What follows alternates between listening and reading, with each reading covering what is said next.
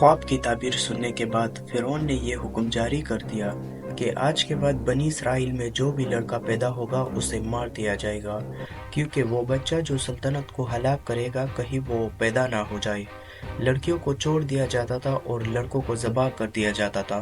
बनी इसराइल के 12,000 बच्चों को इन्होंने एक साल में ज़बह कर दिया।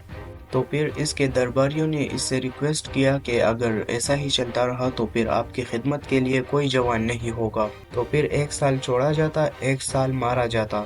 इत्तफाकन जिस साल मारे जाने वाला था उसी साल हज़रत मूसा अलैहिस्सलाम की पैदाइश भी हो गई। ये वो ज़माना था कि हज़रत मूसा अलैहिस्सलाम अभी पैदा भी नहीं हुए थे। पैदाइश से बहुत सालों पहले इन्होंने इतने बच्चों को मार दिया। जब हज़रत मूसा अलैहिस्सलाम पैदा हुए, उसने देखा कि लड़का पैदा हुआ है तो वो काफ़ी घबरा गई कि ये साल तो मारे जाने वाला है, कहीं फ़िरौन इस बच्चे को मार ना दे, क्योंकि वो बनी इसराइल ख़ानदान से थी। तो अल्लाह ताला ने उनके दिल में ये बात इल्का की कि एक संदूक ले लो लकड़ी का और उसमें इस बच्चे को डाल दो और दरिया के किनारे छोड़ दो। अब कोई माँ ऐसा कैसे कर सकती है, मगर अल्लाह ताला फरमाते हैं कि हमने उनके दिल को मजबूत कर दिया था।